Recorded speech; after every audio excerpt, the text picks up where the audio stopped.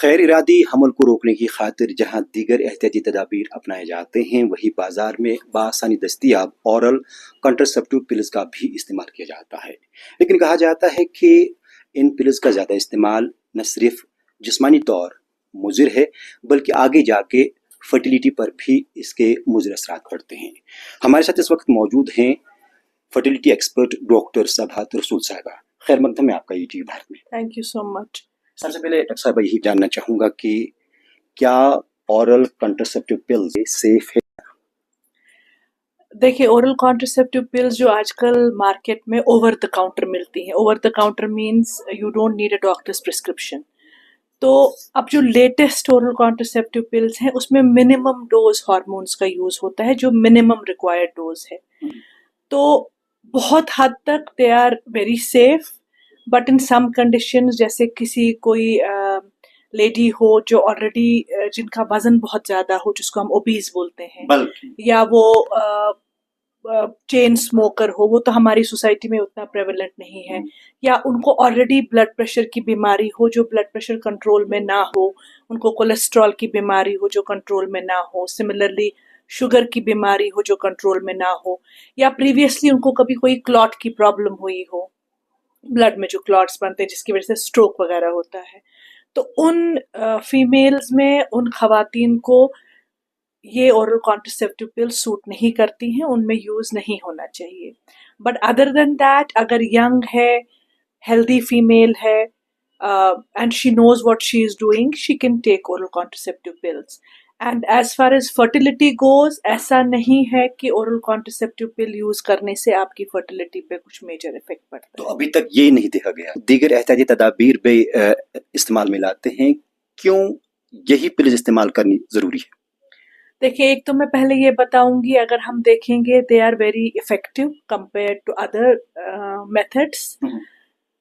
Surgical methods obviously वो सब में नहीं हो सकते हैं। जो खवातीन जिनके काफ़ी सारे बच्चे हैं, वो कभी स्टेरिलाइजेशन या बच्चा बंद करने का जो सर्जरी है वो कर सकते हैं।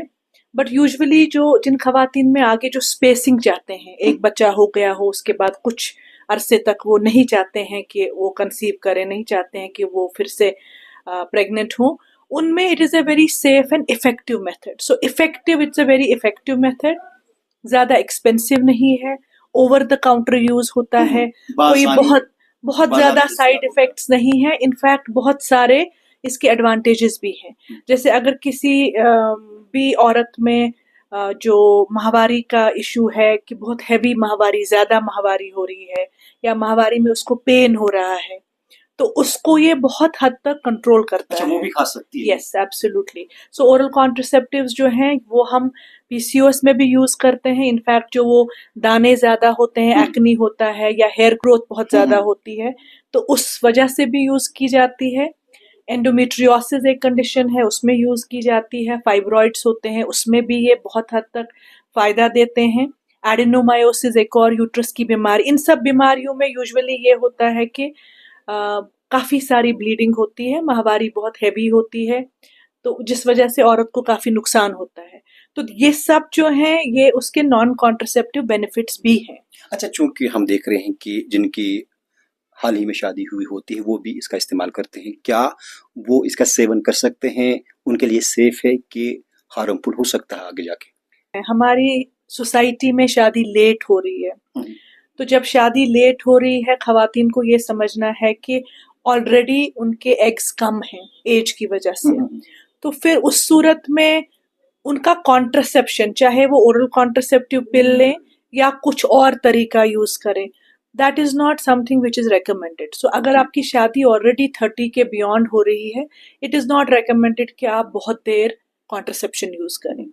30 के बाद अगर 1-2 साल वो चाहते भी हैं, but if it is beyond 32 years, 35 years, then they should usually not use contraception and try to conceive first. उसके बाद अगर वो चाहते हैं स्पेसिंग वगैरह, या यंग फीमेल है किसी वजह से उसको नहीं चाहिए अभी प्रेगनेंसी, वहाँ आराम से इसका यूज हो सकता है, प्रोवाइडेड जो मैंने पहले आपको बताया, obesity, uncontrolled hypertension, uncontrolled diabetes, या स्मोकर है, या history of blood clots, embolism वगैरह, उसमें यूज नहीं होना अच्छा, चाहिए। चूंकि आपने खुद जिक्र किया कि फर्टिलिटी पर इस पर कोई असर नहीं पड़ता है, अगर लॉन्ग रन में इस्तेमाल किया जाए तो असर हो सकता है आगे जाके?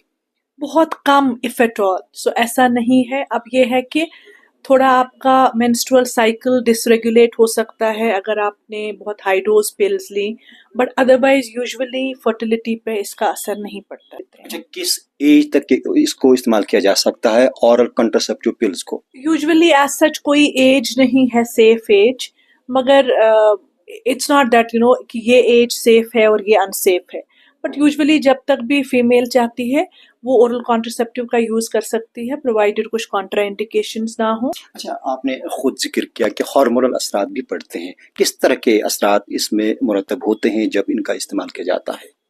सी देखिए, ये बेसिकली क्या है, जो बॉडी में हॉर्मोन्स बनते हैं ये हम वही हॉर्मोन्स एक्सटर्नली देते हैं।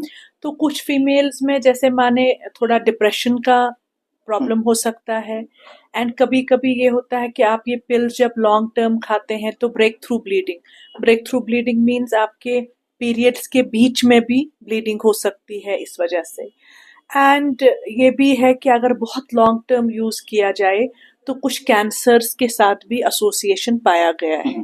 अगर फैमिली हिस्ट्री में भी आपका जैसे माने ब्रेस्ट कैंसर है, ये सब चीजें हैं, या आपकी पर्सनल हिस्ट्री है, खुद आपको कोई बॉर्डर लाइन ट्यूमर था पहले, या खुद कोई कैंसर की हिस्ट्री है, then it is always better कि आप एक डॉक्टर से फिर प्रिस्क्रिप्शन के बाद ही ये पिल ले लें। अच्छा, मेरा आखिरी सवाल, जिस तरह से हम कई ऐसे अद्वियात देखते हैं जो डॉक्टर के प्रिस्क्रिप्शन के बगैर मार्केट में पेशेंट को नहीं देते हैं, दस्तयाब तो हैं, लेकिन क्या इसमें भी ऐसा कुछ होना चाहिए ताकि डॉक्टर के प्रिस्क्रिप्शन में लिखकर एक पेशेंट को दिया जाए, या इसको जरूरत हो उसको दिया जाए? ये इस तरह का लाहेमल बनाने की जरूरत है। इसको मैं डबल एज सोर्ड बोलूंगी, क्योंकि ओरल कॉन्ट्रासेप्टिव पिल का अगर यूज हो रहा है ये कभी कभी खतरनाक भी हो सकता है, but we also have to see the positive side, क्योंकि बहुत सारी अनवांटेड प्रेगनेंसीज हम इसकी वजह से प्रिवेंट कर पाते हैं, और वो अनवांटेड प्रेगनेंसीज अगर हो जाएंगी तो then those females will resort to abortions, और अबॉर्शन सेफ भी हो चाहे अनसेफ भी हो, दोनों से काफी जान को भी खतरा हो सकता है, मॉर्बिडिटी भी हो सकती है, लॉन्ग टर्म फर्टिलिटी पे भी इफेक्ट हो सकता है। So that is something that is a more major concern for me than the use of oral contraceptive pills. But yes, अगर किसी फीमेल में कुछ भी चीज है जो मैंने बताए हैं, स्मोकर है, ब्लड प्रेशर है, हाइपरटेंशन है, familial या पर्सनल हिस्ट्री है कैंसर की, तो then it is always better that it is used with the medical supervision. Message आखिर पर आपकी जानना चाहेंगे जो आपको इस वक्त देख रहे हैं? मेरा मैसेज यही होगा कि कॉन्ट्रासेप्टिव efficacy pills की देख के they are safe, but that's not the only thing that you have to look at. It is always good कि whenever you are using it long term you use it under medical supervision and make sure कि आपका कोई doctor है जो आपको prescribe कर रहा है, जो साइड इफेक्ट्स मॉनिटर कर रहा है, और ये भी देख रहा है कि किसी वजह से ऐसा तो नहीं है कि you should not be taking these pills at all.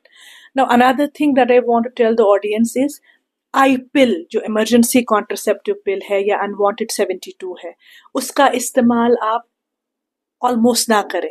So that should be used only when it is an absolute desperation. So oral contraceptive pills are a regular method of contraception.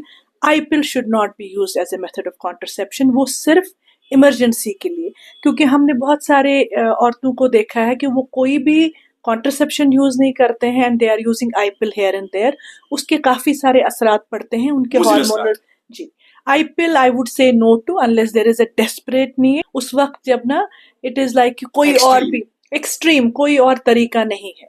So it is always safer to use a basic method of contraception, and I think that if your contraindications are cleared, oral contraceptives are a very safe and effective method. बहरहाल doctor Sabahat रसूल साहिबा, आपने हमें अपना वक्त दिया और हमसे बात की, आपका बेहद शुक्रिया.